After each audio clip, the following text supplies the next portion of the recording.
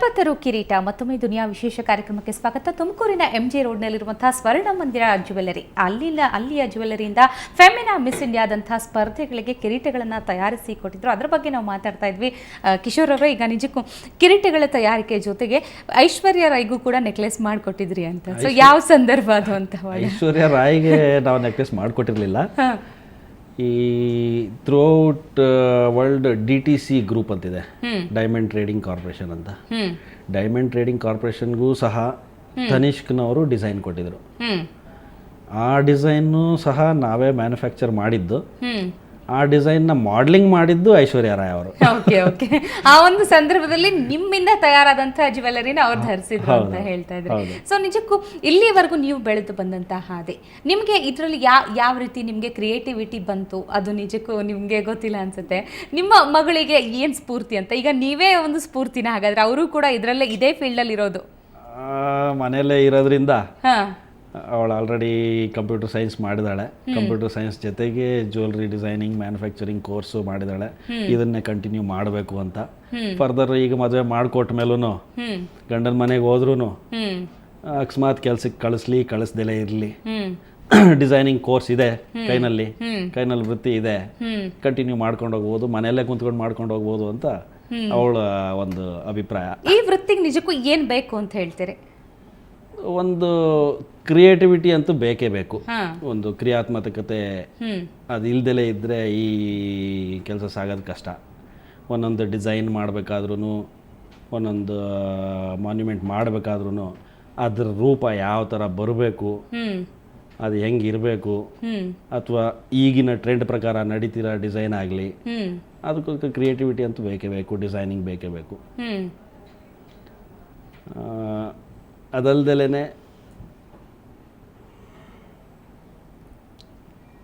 ಅಲ್ಲ, ಈಗ ನಿಮ್ಮ ಒಂದು ಸ್ವರ್ಣ ಮಂದಿರ ಜ್ಯುವೆಲ್ಲರಿಯಲ್ಲಿ ಯಾವ ರೀತಿ ವಿಭಿನ್ನವಾದ ನಾವು ನೋಡ್ಬೋದು ಅಂತ? ಏನೇನು ಡಿಸೈನ್ ಸಿಗುತ್ತೆ, ಯಾವ್ಯಾವ ವೆರೈಟೀಸಲ್ಲಿ ಸಿಗುತ್ತೆ ಅಂತ?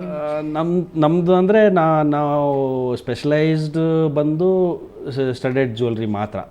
ಬೇರೆ ಥರ ಪ್ಲೇನ್ ಜ್ಯುವೆಲ್ರಿ ಆಗಲಿ ಆ್ಯಂಟಿಕ್ ಆಗಲಿ ಅದೆಲ್ಲ ನಾವು ಮಾಡೋದಿಲ್ಲ. ನಮ್ಮದು ಮಾಸ್ ಪ್ರೊಡಕ್ಷನ್ ಇರೋದೇ ಸ್ಟಡೆಡ್ ಜ್ಯುವೆಲ್ರಿ. ಪ್ಲೇನ್ ಜ್ಯುವೆಲ್ರಿನೂ ಇಲ್ಲ, ಇದು ಆ್ಯಂಟಿಕ್ ಜ್ಯುವೆಲ್ರಿನೂ ಇಲ್ಲ. Specialisation in studded jewellery. Studded ಜ್ಯುವೆಲ್ರಿನಲ್ಲಿ diamond studded, CZ studded, precious stones, ಆ ಥರ ಹಲವಾರು ಸ್ಟೋನ್ಸಿಂದನೂ ಮಾಡ್ತೀವಿ. Only studded jewellery. ಸ್ಟಡೆಡ್ ಜ್ಯುವೆಲ್ರಿನಲ್ಲಿ ಕ್ರಿಯೇಟಿವಿಟಿ ಇದೆ. ಹೆಚ್ಚು ಕಮ್ಮಿ ನಾವು ದಿನ 8 ಹೊಸ ಡಿಸೈನ್ ತಯಾರು ಮಾಡ್ತೀವಿ. ಅದನ್ನು ಮಾರ್ಕೆಟಿಗೆ ಕಳಿಸ್ತೀವಿ, ಅಪ್ರೂವ್ ಆಗುತ್ತೆ, ಬಂದಮೇಲೆ ತಿರ್ಗಿ ಅದನ್ನು ರೀಪ್ರೊಡಕ್ಷನ್ಗೆ ಹಾಕ್ತೀವಿ. ಮಾಸ್ ಪ್ರೊಡಕ್ಷನು ಇದೆ. ಅದಲ್ದಲೇ ಈ ಕಿರೀಟಗಳದು ಅದು ಇದು ಎಲ್ಲ ನನ್ನ ಪ್ಯಾಷನ್ ಅಷ್ಟೇ. ನೀವು 85ರಲ್ಲಿ ಈ ಫೀಲ್ಡ್ಗೆ ಎಂಟ್ರಿ ಕೊಟ್ಟಿದ್ರೆ, ಇದೆಲ್ಲ ಬಿಸ್ನೆಸ್ ಶುರು ಮಾಡಿದ್ರೆ, ಇದುವರೆಗೂ ನಿಮಗೆ ತೃಪ್ತಿ ಕೊಟ್ಟಂಥ ಯಾವುದು, ನಿಜಕ್ಕೂ ಯಾವ ಪ್ರಾಜೆಕ್ಟ್ ಅಂತ ಅನ್ಸುತ್ತೆ ನಿಮಗೆ? ಥಟ್ಟಂತ ನಿಮ್ಗೆ ನೆನಪಾಗೋದು ಅಂದರೆ? ಥಟ್ಟಂತ ನೆನಪಾಗೋದೇ ಇದು ಕ್ರೌನ್ದು ಕಿರೀಟಗಳದೇನೆ. ಯಾಕೆಂದರೆ ನನ್ನ ಲೈಫ್ನಲ್ಲಿ ಚಾಲೆಂಜಿಂಗ್ ಆಗಿ ತೊಗೊಂಡಿದ್ದು ಜಾಬೇನೇ ಅದು. ಮಿಕ್ಕಿದ್ದಿನ್ನೇನು ಜ್ಯುವೆಲ್ರಿ ಇದೆ, ಜ್ಯುವೆಲ್ರಿಗಳು ನಾನು ಮಾಡ್ತಾನೆ ಇರ್ತೀನಿ. ದಿನ ಹೊಸ 8 ಡಿಸೈನ್ಗಳು ಮಾಡ್ತೀವಿ, ಮಾರ್ಕೆಟಿಗೆ ಕೊಡ್ತೀವಿ, ಅದಂತೂ ಇದ್ದೇ ಇದೆ. ಅದಲ್ದಲೇ ಚಾಲೆಂಜಿಂಗ್ ಆಗಿ ತೊಗೊಂಡಿದ್ದ ಜಾಬೇನೇ ಫಸ್ಟ್ ಟೈಮ್ 2004ನಲ್ಲಿ ನಾನು ಕ್ರೌನ್ ತನಿಷ್ನವ್ರು ಕೊಟ್ಟಾಗ ನಾನು ಕ್ರೌನ್ ಜಾಬ್ ತೊಗೊಂಡಿದ್ದೆ. ನನಗೆ ಚಾಲೆಂಜಿಂಗು ಅದನ್ನೇ ನೆನೆಸ್ಕೊಳ್ಳೋದು ನಾನು. ಈಗ 3 ವರ್ಷಗಳ ಕಾಲ ನೀವು ನಿರಂತರ ಕಿರೀಟಗಳನ್ನು ಕೊಟ್ಟಿದ್ದೀರಿ. ಸೊ ಅದರಲ್ಲಿ ವರ್ಷದಿಂದ ವರ್ಷಕ್ಕೆ ಡಿಸೈನ್ಸ್ ಆಗಲಿ, ಮತ್ತೆ ಅದರಲ್ಲಿ ವಿಭಿನ್ನತೆ ಇತ್ತಾ, ಅಥವಾ ಅದೇ ಥರ ಮಾಡಬೇಕು ಅಂತ ಹೇಳಲಾಗಿತ್ತಾ, ಅಥವಾ ಡಿಸೈನ್ಸ್ ಅವರೇ ಕೊಟ್ಟಿದ್ರ ಹೇಗೆ? ಇಲ್ಲ, ಅದು ಡಿಸೈನ್ಸ್ ಅವ್ರದ್ದೇ ಇದ್ದಿದ್ದು. ಅವರಾಗ ಡಿಸೈನ್ ಮಾಡಿದ್ದು, ಪ್ಲಸ್ ಆ ಕ್ಯಾಟಗರಿ ವೈಸ್ ಡಿಸೈನ್ ಮಾಡಿದ್ರಿಂದ ಅದನ್ನೇ ಸ್ಟ್ಯಾಗ್ನೆಂಟ್ ಆಗಿ ಇಟ್ಕೊಂಡ್ರು. 3 ವರ್ಷನೂ ಅದನ್ನೇ ಡಿಸೈನ್ ಮಾಡಿಕೊಟ್ರು. ನೀವೀಗ ಇದುವರೆಗೂ ಕೂಡ ಯಾವ್ಯಾವ ರೀತಿ ಪ್ರಾಜೆಕ್ಟ್ಗಳು ಸಿಕ್ಕಿದೆ ಅಂತ ಹೇಳ್ತೀರಿ? ಯಾವ್ಯಾವ ದೇವತೆಗಳ ಕಿರೀಟವನ್ನು ನೀವು ತಯಾರು ಮಾಡಿದ್ದೀರಿ ಇದುವರೆಗೂ? ತುಮಕೂರಿನಲ್ಲಿ ಸಾಕಷ್ಟು ದೇವಸ್ಥಾನಗಳು ಮಾಡಿಕೊಟ್ಟಿದ್ದೀನಿ. ಕೋಟೆ ಆಂಜನೇಯ ದೇವಸ್ಥಾನ, ಮತ್ತು ಲಕ್ಷ್ಮೀ ದೇವಸ್ಥಾನ BH ರೋಡ್ನಲ್ಲಿ, ಮತ್ತು ವೆಂಕಟೇಶ್ವರ ದೇವಸ್ಥಾನ, ಬೆಂಗಳೂರಿನಲ್ಲಿ ಸಹ 1-2 ದೇವಸ್ಥಾನಕ್ಕೆ ನಾನು ಮಾಡಿಕೊಟ್ಟಿದ್ದೀನಿ, ಜೈನ್ ಟೆಂಪಲ್ಗಳಿಗೆ. ಮಲ್ಲೇಶ್ವರಂ ಹಿಂದ್ಗಡೆ ಶ್ರೀರಾಮ್ಪುರಂ ಇದೆ, ಅಲ್ಲಿ ಒಂದು ಜೈನ್ ಟೆಂಪಲ್, ಅಲ್ಲಿ ಮಾಡಿಕೊಟ್ಟಿದ್ದೀನಿ. VV ಪುರಂನಲ್ಲೂ ಒಂದು ಜೈನ್ ಟೆಂಪಲ್ ಇದೆ, ಅಲ್ಲಿಗೆ ಮಾಡಿಕೊಟ್ಟಿದ್ದೀನಿ. ಮತ್ತು ಬೇಲೂರು ಬೇಲೂರು ಚೆನ್ನಕೇಶ್ವರ ಟೆಂಪಲ್ಗೆ ಒಂದು ಮಾಡಿಕೊಟ್ಟಿದ್ದೀನಿ. ಅದಲ್ಲದೆ ಭದ್ರಾವತಿದು ಈಗ ಕೆಲಸ ನಡೀತಾ ಇದೆ. ಶಿವಮೊಗ್ಗದ ಒಂದು ಕೆಲಸ ನಡೀತಾ ಇದೆ, ದೇವಸ್ಥಾನದ ಕೆಲಸ.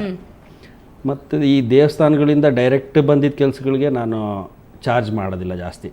ಇನ್ ದ ಸೆನ್ಸ್ ವರ್ಕರ್ಸ್ ಏನಿದೆ ಖರ್ಚು ವೆಚ್ಚ ಅಷ್ಟು ಮಾತ್ರ ತಗೊಳ್ತೀನಿ. ಅದಲ್ದಲೆ ನಂದು ಲಾಭ ಅನ್ನೋದು 1 ರೂಪಾಯಿನೂ ನಾನು ತಗೊಳ್ಳೋದಿಲ್ಲ. ಖರ್ಚು ಎಷ್ಟಿದೆ ಅಷ್ಟು ಮಾತ್ರ ಕ್ಯಾಲ್ಕುಲೇಟ್ ಮಾಡಿ ಅವ್ರ ಹತ್ರ ತೊಗೊಳ್ತೀನಿ. ಬೇರೆ ಬಿಸ್ನೆಸ್ ಫರ್ಮ್ಸಿಂದ ಅಕಸ್ಮಾತ್ ಏನಾದ್ರು ರಿಕ್ವೈರ್ಮೆಂಟ್ ಬಂದರೆ ಅವರು ಹೆಂಗಿದ್ರು ಚಾರ್ಜ್ ಮಾಡ್ತಾರೆ, ನಾನು ಚಾರ್ಜ್ ಮಾಡ್ತೀನಿ.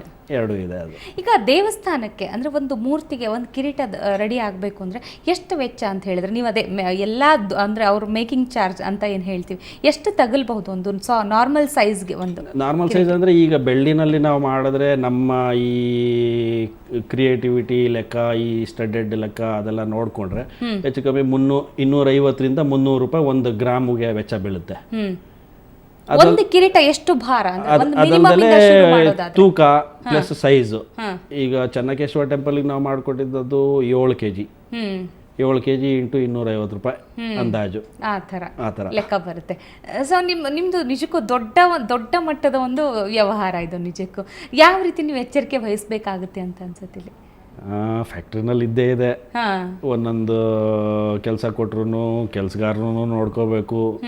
ಇವತ್ತು ಚಿನ್ನದ ಬೆಲೆ 3000 ಏರಿರೋದ್ರಿಂದ ಪ್ಲಸ್ ಬೆಳ್ಳಿದೂ ಸಾಕಷ್ಟು ಏರಿದೆ ಬೆಳೆ. ಮನುಷ್ಯನಿಗೆ ಕೈನಲ್ಲಿ ಇದ್ದಾಗೆಲ್ಲ ಒಂದು ಆಸೆ ಅನ್ನೋದಿರುತ್ತೆ. ಸೊ ಇದರಿಂದ ನಾವು ಕೇರ್ಫುಲ್ ಆಗಿರಲೇಬೇಕು. ಒಂದೊಂದು ಅಕೌಂಟಿಂಗು ಒಂದೊಂದು ಇದರಲ್ಲೂ ಸಾಕಷ್ಟು ಸೆಕ್ಯೂರಿಟಿ ಇದೆ. ಮುಚ್ಚುಮರೆಯಿಂದ ಇಟ್ಟಿದ್ದೀವಿ ನಾವು ಇದುವರೆಗೂ. ನೀವು ಅದನ್ನು ಓಪನ್ ಮಾಡಿಬಿಟ್ಟಿದ್ದೀವಿ ಅಂತ ಹೇಳ್ತಿದ್ದೀರಾ. ಈಗ ನಿಮ್ಮ ಕ್ರಿಯಾಶೀಲತೆಯಿಂದ ನಿಜಕ್ಕೂ ಕಿರೀಟಗಳನ್ನು ಕೊಟ್ಟಿದ್ರಿ. 21 ದಿನದಲ್ಲಿ 21 ಕಿರೀಟಗಳನ್ನ ತಯಾರು ಮಾಡೋದು ಸುಲಭದ ಮಾತಲ್ಲ. ನೆಕ್ಸ್ಟ್ ಏನು ನಿಮ್ಮ ಐಡಿಯಾಸ್ ಏನಿದೆ, ಏನು ನೆಕ್ಸ್ಟ್ ಪ್ರಾಜೆಕ್ಟ್ಸ್ ಏನಿದೆ ನಿಮ್ಮದು? ಪ್ರಾಜೆಕ್ಟ್ಸ್ ಅಂದರೆ ಇದು ಅದೇ ಮೂರ್ತಿಗಳದೆಲ್ಲ ಒಂದು ಟೀಮ್ ಸೆಟಪ್ ಮಾಡೋಣ ಅಂತಲೇ ಇದ್ದೀನಿ. ಸಪ್ರೇಟ್ ಬರೀ ದೇವಸ್ಥಾನಗಳದ್ದು ಕೆಲಸ ಅದೆಲ್ಲ ಒಂದು ಮಾಡಬೇಕು ಅಂತ ಹೇಳ್ಬಿಟ್ಟು ಕಂಪ್ಲೀಟ್ ಟೀಮೇ ಒಂದು ಸೆಟಪ್ ಮಾಡಿಬಿಡ್ಬೇಕು ಅಂತ ಇದ್ದೀನಿ. ಸೊ ಟೀಮ್ ಸೆಟಪ್ ಮಾಡಿದ್ರೆ ಏನಾಗುತ್ತೆ ಅಂತಂದರೆ ಬಂದ ತಕ್ಷಣ ಆರ್ಡ್ರಸ್ಸು ನಾರ್ಮಲಿ ಏನಾಗುತ್ತೆ ಅಂದರೆ ಈಗ ಕಿರೀಟ ಮಾಡೋದು ಅಂದರೆ 4 ಸತಿ ಅಲ್ಲಿಗೆ ಹೋಗಿ ಬರಬೇಕು, 4 ಸತಿ ಡಿಸೈನ್ ಅಪ್ರೂವ್ ಮಾಡಬೇಕು, ಟ್ರಸ್ಟ್ನವ್ರ ಜೊತೆ ಕುಂತ್ಕೋಬೇಕು, ಯಾವ ಡಿಸೈನ್ ಬೇಕು ಯಾವ ಡಿಸೈನ್ ಬೇಡ ಅಂತ. ಇದ್ರ ಪ್ರೋಸೆಸ್ನಲ್ಲೇ ಸಾಕಷ್ಟು ಟೈಮ್ ಕಳೆದ್ಬಿಡ್ತೀವಿ. ಅದಾದಮೇಲೆ ತಿರ್ಗಾ ಕೈನಲ್ಲಿರೋ ಕೆಲಸ ಬಿಟ್ಟು ನಾವು ಶುರು ಮಾಡಬೇಕು ಕೆಲಸ. ಇದು ಫ್ರೀ ಟೈಮ್ನಲ್ಲಿ ಮಾಡಬೇಕು ಕೆಲಸ. ಸೊ ಒಂದೊಂದು ಕಿರೀಟ ಹೆಚ್ಚು ಕಮ್ಮಿ 4 ತಿಂಗಳು 6 ತಿಂಗಳು ಆಗುತ್ತೆ. ಸೊ ಆ ಪ್ರೋಸೆಸ್ನ ನಾನು ಶಾರ್ಟ್ ಮಾಡಿಬಿಟ್ಟು ಆರ್ಡರ್ ಬಂದ ತಕ್ಷಣ ಅದನ್ನು 2 ತಿಂಗಳಲ್ಲಾಗಲಿ 1.5 ತಿಂಗಳಲ್ಲಾಗಲಿ ಕಂಪ್ಲೀಟ್ ಮಾಡಿಕೊಡ್ಬೇಕು ಅಂತ ಹೇಳ್ಬಿಟ್ಟು ಒಂದು ಟೀಮ್ ಸೆಟಪ್ ಮಾಡೋಣ ಅಂತ ಮಾಡ್ತಾ ಇದ್ದೀನಿ. ಅದನ್ನು ಮೆಕ್ಯಾನಿಸಮ್ ಆಗಲಿ ಮೆಷಿನರೀಸ್ ಆಗಲಿ ಅದನ್ನೆಲ್ಲ ಇಂಪ್ರೂವ್ ಮಾಡಿ ಮಾಡೋಣ ಅಂತ ಮಾಡ್ತಾ ಇದ್ದೀನಿ. ಅದೊಂದು ಯೂನಿಟ್ ಸಪ್ರೇಟಾಗಿ ಮಾಡ್ತಾ ಇದ್ದೀನಿ. ಈಗ ದೇವಸ್ಥಾನದ ಆಡಳಿತ ಮಂಡಳಿ ಅಥವಾ ಟ್ರಸ್ಟ್ದವರು ಹೇಗೆ ನಿಮ್ಮನ್ನು ಅಪ್ರೋಚ್ ಮಾಡಬೇಕು ಅಂತ ಹೇಳ್ತೀರಿ? ಇನ್ ಕೇಸ್ ಅವರ ದೇವರಿಗೆ ಅಲ್ಲಿ ಮೂರ್ತಿಗಳು ಬೇಕು, ಕಿರೀಟಗಳು ಬೇಕು ಅಂದರೆ ಹೇಗೆ ನಿಮ್ಮನ್ನು ಅಪ್ರೋಚ್ ಮಾಡಬೇಕು ಅಂತ ಹೇಳ್ತೀರಿ? ಜನಕ್ಕೆ ಗೊತ್ತೇ ಇದೆ, ಅವ್ರಿಗೆ ಡೈರೆಕ್ಟ್ ಕಾಂಟ್ಯಾಕ್ಟ್ ಮಾಡ್ತಾರೆ. ಮ್ಯಾಗ್ಝೈನ್ಸ್ ಇದೆ ನಂದು.